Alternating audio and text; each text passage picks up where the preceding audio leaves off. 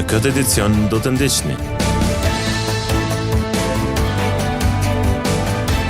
Shqipëria unanimisht voton rezolutën në mbrojtje të liderëve të UÇK-s, ndërsa Kosova ndahet në 90 pro dhe 30 kundër.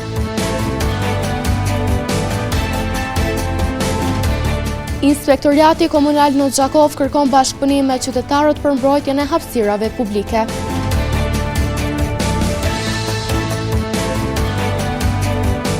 Avokatia Bokshi sjell udhëzuesin praktik për pronarët e tokave, që japin paluajtshmëri në ndërtim si bashkëinvestues. Përshëndetje, po fillojmë edicionin qendror të lajmeve këtu në televizionin Syri. Shqipëria unanimisht voton rezolutën në mbrojtje të liderëve të UÇK-s, ndërsa Kosova ndahet në 90 pro dhe 30 kundër. Në Parlamentin e Kosovës, kundër ishin deputetët e Lidhjes Demokratike të Kosovës, një deputet i listës Guxo dhe deputetët e listës serbe dhe disa subjekteve tjera.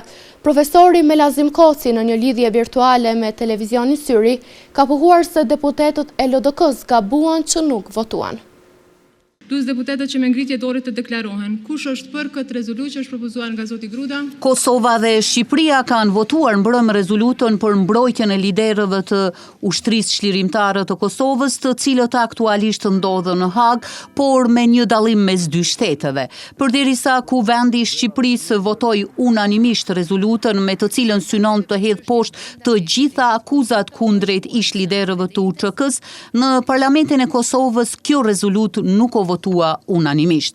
Rezolutën për mbrojtjen e liderëve të UÇK-s në Parlamentin e Kosovës e votuan të gjithë deputetët e Lëvizjes Vetëvendosje, deputetët e Partisë Demokratike të Kosovës, ata të Aleancës për Ardhmërinë e Kosovës, që në total ishin 90 vota pro rezolutës, ndërkaq nuk e votuan deputetët e Lidhjes Demokratike të Kosovës, një deputet i listës Guxo bashkë me deputetët e listës serbe dhe partive tjera pjesë e Kuvendit, që në total krijuan 30 vota kundër rezolutës.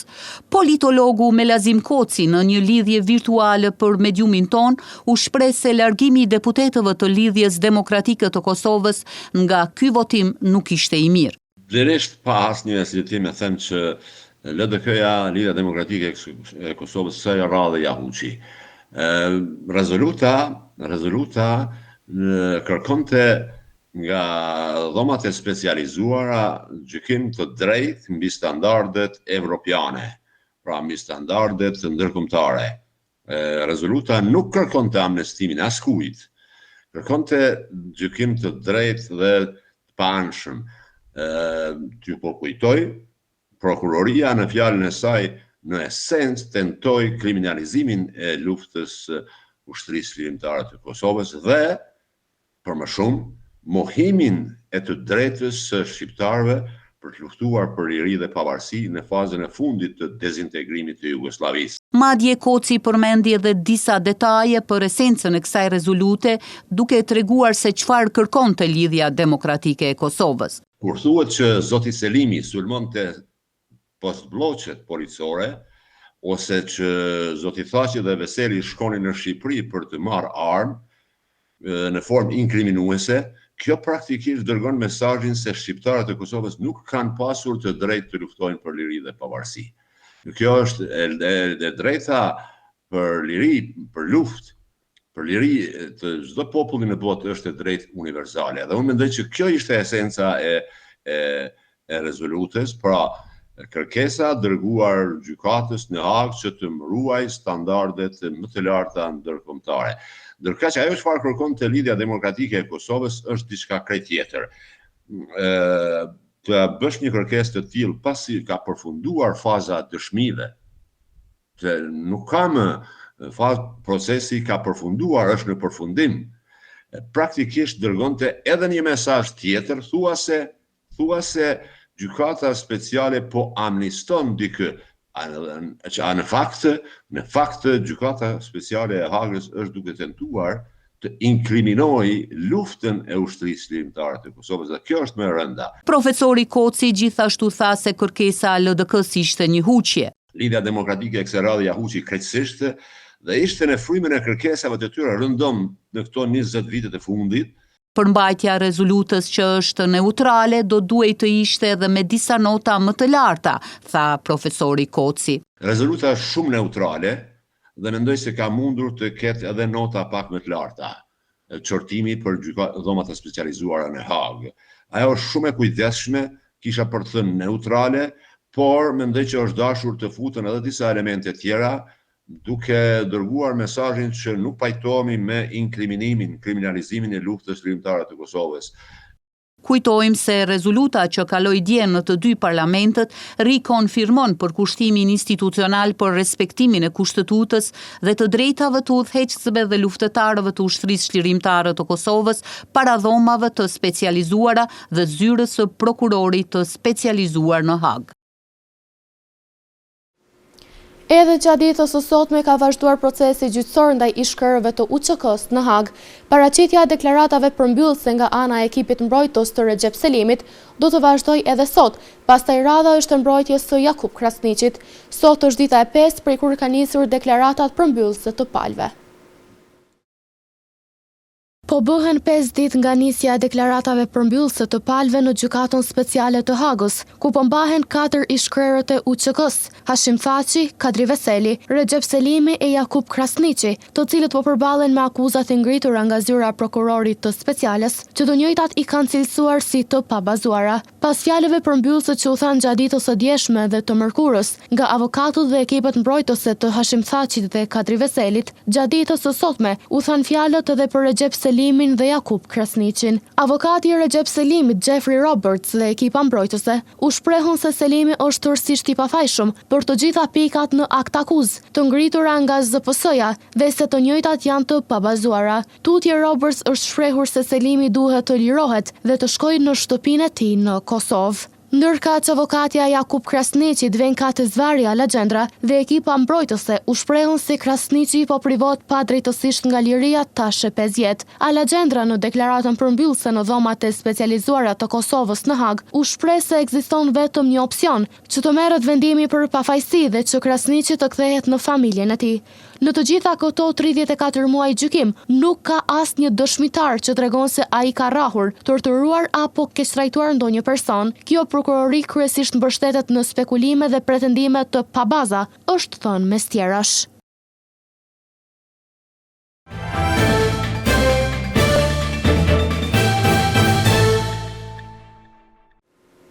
Me vendim të drejtorisë për inspektim në komunën e Gjakovës, sot është rënuar një shtëpi e vjetër me qëllimin të lirimit të hapësirave publike. Punimet filluan gjatë paraditës, ndërsa nga inspektoriati pohojnë se veprimet të ngjashme do të kenë edhe në hapësira tjera. Drejtoria për inspektimin në Gjakov ka ndërmarrë sot një aksion për lirimin e hapësirave publike duke realizuar rënimin e një objekti në rrugën Kasim Uka. Ky veprim është bërë në funksion të realizimit të projektit infrastrukturor për ndërtimin e rrugës Bujar Oka. Në një prononcim, drejtori i drejtorisë së inspektimeve, Ervin Shabani, theksoi se aksioni ka për qëllim përmirësimin e infrastrukturës rrugore dhe krijimin e kushteve më të mira për qarkullim të lirë dhe të sigurt për qytetarët. Ky lirim hapësirës publike është të bërë me qëllim të ekzekutimit të rrugës Bujar Oka. Ka është një projekt që është më herët, është i gjatë. Tash kanë me fillu domethënë punimet të këtë rrugë. Procedura është e thjeshtë, vinë inspektorat të konstatojnë që duke i respektuar këtë procedurat ligjore që prona është në hapësirë publike, lirohet prona edhe normalisht që lirimi nënkupton largimin e saj. Drejtori Shabani apeloi për bashkëpunim dhe mirëkuptim nga ana e qytetarëve, duke nënvizuar se respektimi i vendimeve dhe lirimi vullnetar i hapësirave publike shmang procedurat detyruese dhe ndihmon në realizim më të shpejtë të projekteve në interes të përgjithshëm.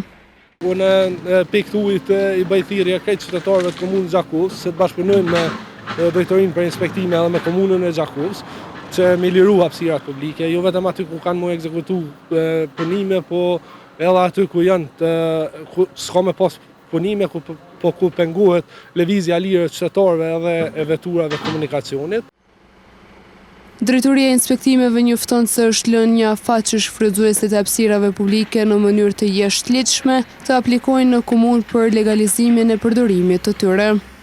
Jemi të prit një afat optimal, do më thonë që ata që i shfrytëzojnë hapësirat në mënyrë të jashtëligjshme të vinë të bëjnë kërkesë komune që hapësirat cilat munden mu shfrytëzu dhe që nuk pengojnë kur gju as lëvizjen e lirë qytetarëve, as nuk e nxojnë trotuarin, as nuk e pengojnë komunikacionin, munden me arë me bo kërkesë me shfrytëzu në bazë ligjit, me pagu taksën komunale apo qeran, edhe munden me shfrytëzu, po ato hapësira që e pengojnë lëvizjen e lirë qytetarëve edhe të komunikacionit kanë më shfrytëzu krejt rregullat ligjore. Nga drejtoria e inspektimeve bëhet e ditur se këto veprime do të vazhdojnë edhe në të ardhmen, me qëllim vendosjen e rendit urban dhe garantimin e lëvizjes së lirë në hapësirat publike.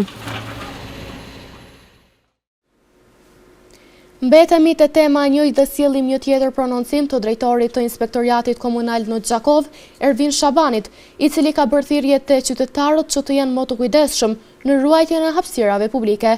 Shabani gjithashtu ka ftuar qytetarët që të raportojnë secilin rast kur shohin persona të pakujdesshëm, të cilët gjojnë veturina në hapësira publike. Drejtori i drejtorisë së inspektimeve në komunën e Gjakovës, Ervin Shabani, u ka bërë thirrje qytetarëve që të tregojnë më shumë kujdes në ruajtjen e hapësirave publike dhe në mirëmbajtjen e pastërtisë së qytetit. Ai thekson se ndotja e ambientit nga hedhja e mbeturinave në vende të papërshtatshme mbetet një dukuri shqetësuese, për çka inspektorët komunal janë vazhdimisht të angazhuar në terren. Për njoftimin për mbeturina, e kena po do më thonë që pas vërshimeve është kriju një situatë e cila ka qitë në pa një farloj akumulimit në mbeturinave, edhe si drejtori për inspektime, bashkëpunim me kryetarin e komunës, jena koordinuar dhe kena qitë një njoftim ku i kena aftu qytetarët për bashkëpunim, i kena aftu krejt akterët për bashkëpunim që me ku do që shohin një hudhjet ilegale të mbeturinave me na njoftu. Inspektorët e shërbimeve publike dhe mjedisit janë vazhdimisht në terren dhe jashtë orarit, në mënyrë që të identifikohen të gjitha ata personat që hedhin mbeturina. Inspektorët e shërbimeve publike dhe mjedisit janë vazhdimisht në terren edhe pas orarit punës, ata janë autorizuar pe kryetarit komunës që me punu edhe jashtë orarit punës se janë të e bo punën me profesionalizëm që me identifiku ata persona cilët hudhen mbeturina në mënyrë të jashtëligjshme. Do më thonë çdo ditë janë pej orës 8 deri në ora 12 natës, janë vazhdimisht në terren. Ne jemi vazhdimisht në monitorim të situatës dhe do të veprojmë ndaj secilit që nuk respekton rregullat për pastërtinë publike, shtoi Shabani. Unë e përshfrytëzoj rastin me njoftu këtu secilin qytetar, secilin biznes që hudh mbeturina në mënyrë të jashtëligjshme, mi njoftu që jemi ka ju shohin. Do më thonë, jemi në vëzhgim të juve, kena mi kontrolu edhe mbeturina, derisa ta gjojmë një provë që kush i ka hudh edhe mi gjobit, nuk ka mu falë kërkush. Mediumi Televizioni Syri ka raportuar në vazhdimsi për rastet e hedhjes së mbeturinave në vende të papërshtatshme dhe vazhdon të informojë publikun për situatën në terren në vazhdimsi. Ndërkaq për të gjithë qytetarët që duhet të raportojnë mund të kontaktojnë në numrin e telefonit +33 46 110 117, thirrje direkte dhe përmes WhatsApp. Numri është i qasshëm çdo ditë nga ora 8 deri në orën 24.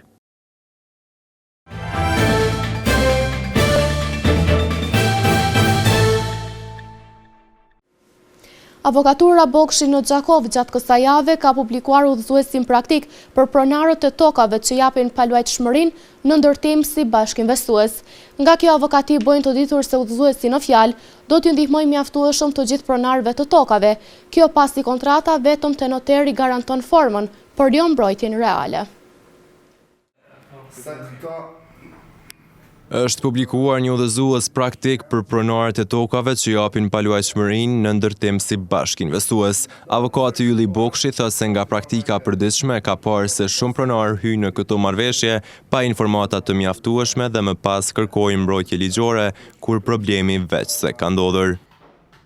Të pas parasysh trendin e ndërtimeve dhe mënyrën se si po lidhen kontratat e ndërtimeve, kam pa disa mangësi të pas parasysh se kam pas edhe raste të cilat janë ardhur në zyrën time për mangësit e kontratave që i kanë lidh pronarët e paligjshmërive me investitorë për banesat të ndërtimit të lartë.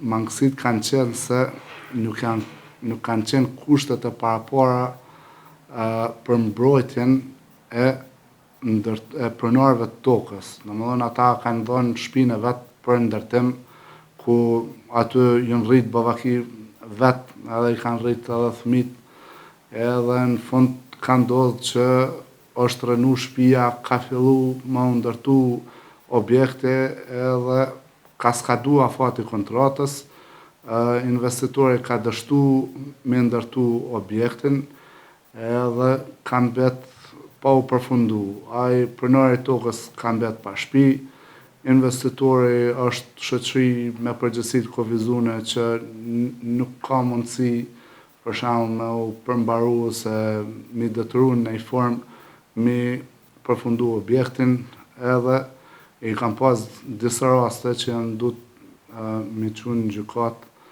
për mënyrën e zgjidhjes kësaj dileme. Në udhëzimin që ka shkruar Bokshi theksohet se kontrata e lidhur vetëm te noteri garanton formën ligjore, por jo domosdoshmërisht mbrojtjen reale të interesave të pronarit. Atëherë kam vendos që me kriju një udhëzues që notarët që i përpilojnë kontratat për ndërtimin e përbashkët mes investitorit edhe pronarëve të tokave të kenë parasysh to rrethana që mund të parashojnë kontrata për mbrojtjen e pronarëve të tokës. Rrethana të tilla janë për shembull ish dashur investitori me pas një garancion bankar, ose në rast të zgjidhjes çka ka më ndodhur me objektin, apo me metaj me dalë të investitor të pronari i paligjshmërisë, apo i mbetet investitorit, apo mund gjendet një investitor tjetër që mund të aprofundojë edhe të kompenzohen palët.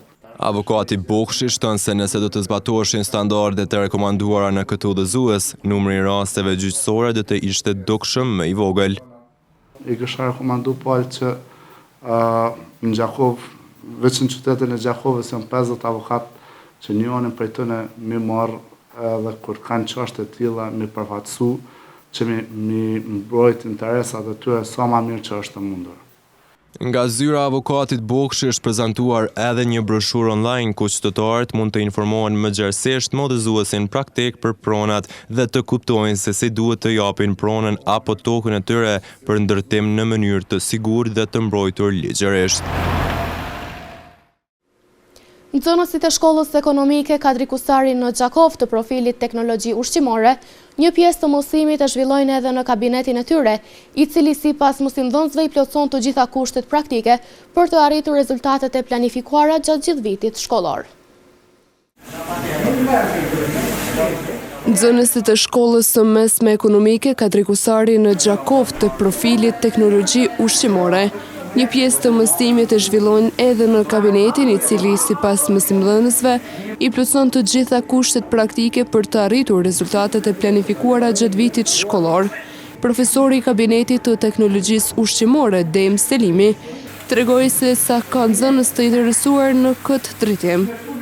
Kabineti i teknologjisë ushqimore është një kabinet që i plotson të gjitha kushtet për zhvillimin e praktikës profesionale, ku nxënësit mbas teorisë që zhvillojnë në klasë, vinë dhe e zhvillojnë praktikën profesionale.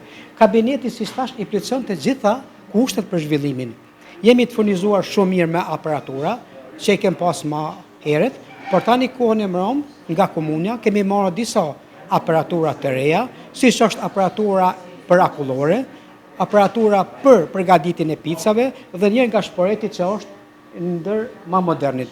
Domethënë nuk kemi mungesë të aparatura për zhvillimin e praktikës profesionale. Nxënësit janë të përgatitur për zhvillimin e praktikës, e kanë njohurinë nga teoria dhe e zhvillojnë praktikën siç përshini edhe vetë këtu. Interesimi është i madh për teknologjinë ushqimore nga nxënësit, sidomos edhe vajzat, ku nxënësit pas ta kryejnë shkollën e mesme mund të punësohen në një repart të teknologjisë ushqimore mund të hapin vetë në ndërmarrje dhe mund të vazhdojnë edhe studimet, sepse në Kosovë ka disa qytete që kanë drejtimin teknologji ushqimore dhe nesër të bëhen teknolog apo inxhinier, na zavancojnë neve dhe të fillojnë punën. Mes tjerash, Selimi tregoi se cilat janë ato produkte ushqimore, përgatitjen e të cilave e praktikojnë më shumë në këtë kabinet. Teknologjia ushqimore është një drejtim që ka shumë e folet. Kemi pemët dhe perimet, i kemi mishnat, kemi qumshtet, kthen drithat dhe brumet. Si shpeshini këtu, nxënësit tonë i ka konservuar këto vitin 2024-2025, që 2 vjetë janë konservuar dhe nuk kanë pas kur farë ndryshimi. Mund lirisht me thonë që janë, ndashta për ka kvaliteti edhe shumë dërmare i lojnë nej, sepse janë bo me shumë kujdes nga nxënësit dhe profesorat. Po ashtu dhe nxënësja Elsa Veseli tregoi se cilat produkte preferon ti përgatis me shumë në kabinet. Këtu jemi në kabinetin e teknologjisë ushqimore, ku ky kabinet na mundëson për gatime dhe shumë gjëra të tjera të ndryshme që ne të ardhmen që mund të zgjedhim një biznes tonin që ne kemi shumë dëshirë. Kabineti i plotson të gjitha kushtet për zhvillimin ton profesional, e cila një ndër ato është për të bërë ëmbëlsira që është pjesa ime më e preferuar dhe besoj që ja kam dalë mjaft mirë. Ndërkaq, kabineti i teknologjisë ushqimore në shkollën ekonomike Kadri Kusari po dëshmon të jetë një hapësirë të jetë praktike dhe e nevojshme për përgatitjen profesionale të nxënësve.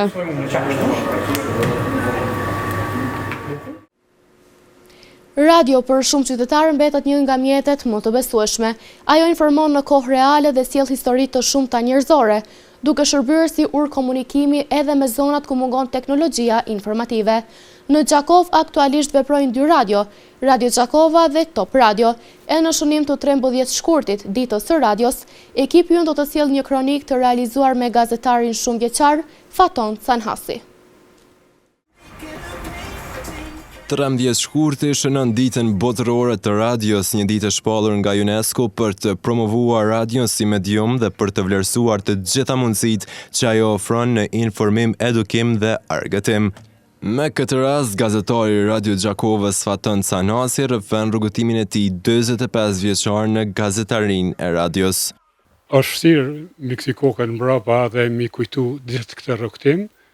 Ka qenë me shumë sfida, shumë i begat, por natyrisht ka sjell shumë shpesh satisfakcion, duke nisur nga fakti se kur arrin të përcjell lajmin e drejtë dhe të vërtet, njëru gazetarin e ndjen veten e mirë. Unë e kam nisur rrugtimin tim si gazetar pikërisht në këtë ambient 45 vite më parë. Canhasi tregon se gjatë karrierës së tij ka përjetuar momente gëzimi, por edhe sfida e vështirësi, të cilat e kanë shoqëruar përgjatë ushtrimit të këtij profesioni. Duke u nisur nga momenti kur jemi kthyer në radio dhe kur jemi ardhur këtu, radio ka qenë mbyllur, kemi thyer dyert e radios, kemi hyrë brenda, ka qenë mbushur me armatim. Dhe ma ne pi ati momenti ja kemi filluar me gjetë mënyrën qysh me filluar të dëgjohet edhe prapë Radio Gjakova, ja kemi arritur e ma bëvoni në këthyt gjithë kolegët që kanë qenë të punësuar kështu dhe ka rifilluar Radio Gjakova. Sipas tij, radio ka pësuar ndryshime të mëdha ndër vite duke transformuar formatin dhe mënyrën e transmetimit, ndërsa edhe gazetaria në përgjithësi është përshtatur me kohët moderne dhe zhvillimet teknologjike. Roli i gazetarit në shoqëri është shumë i madh. Gazetari bërë përgjegjësinë për të sjellë informacion të saktë, të shpejtë dhe natyrisht që të jetë çdo moment me dëgjuesin, me qytetarin, pavarësisht ku gjendet. Kjo nuk ka ndryshuar, mirë po, kur është fjala tek pyetja juaj tek ndryshimi, mund të them se shumë shkaq ka ndryshuar. Tash informacioni përcjellet shumë shpejt. Çdo sekond bën informacion i ri dhe këtu roli i gazetarit është rritur përgjegjësia që gazetari të krijoj, të qytetarët, tek dëgjuesit, tek shikuesit një opinion të drejtë për atë që po ndodh. Data 13 shkurt është zgjedhur si ditë botërore e radios pasi në këtë datë në vitin 1946 Radio e Kombeve të Bashkuara transmetoi programin e saj të parë. Në shkollën e muzikës Prenjakova në Gjakov mbrëm është mbajtur koncert festiv në vigjilje të 18 vjetorit të pavarësisë së vendit. Në një ambient festiv, të gjitha pikat artistike u mirëpriton nga audienca, duke mundësuar disa momente festive gjatë gjithë mbrëmjes.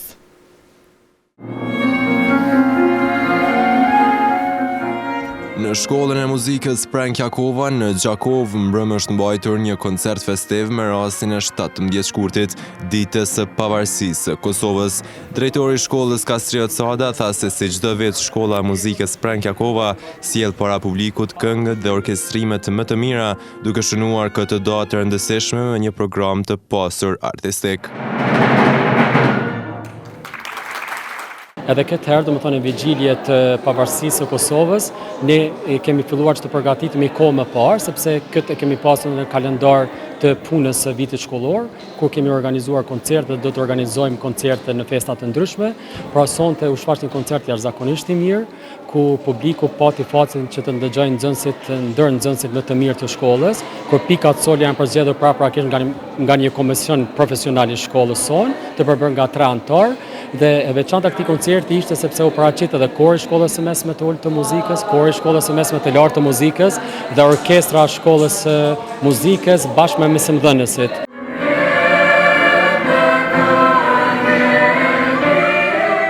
Kënaqësi për të performuar para publikut gjakovar shprehu edhe antarja e korit Poema Meqa, e cila vlerësoi interesimin dhe mbështetjen e qytetarëve për aktivitete kulturore.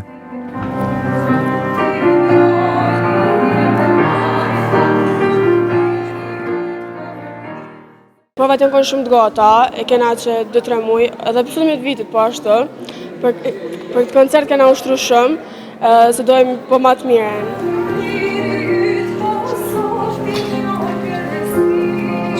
Jena gëzu shumë e korin, edhe është shumë mirë kur del për publiket, edhe shënë tonë të duar të rokit, edhe është një ndjenë shumë e mirë. Sala e shkollës Prenjakova ishte e mbushur me publik, të cilët me krenarin do të qenë programin e përzgjedhur nga nxënësit dhe stafi i shkollës, duke kthyer koncertin në një mbrëmje festive dhe emocionuese.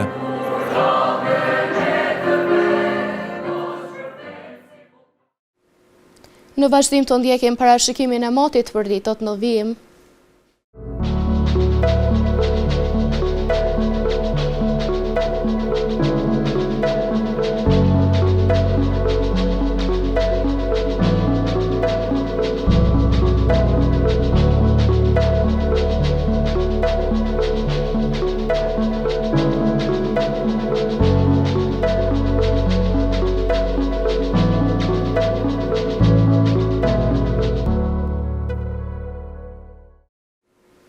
Para se të ndahemi, të ndjekim edhe një herë titujt kryesor të këtij edicioni.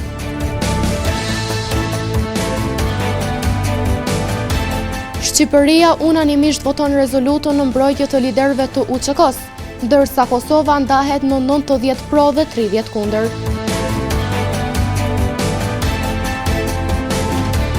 Inspektoriati Komunal në Gjakov kërkon bashkëpunim me qytetarët për mbrojtjen e hapësirave publike.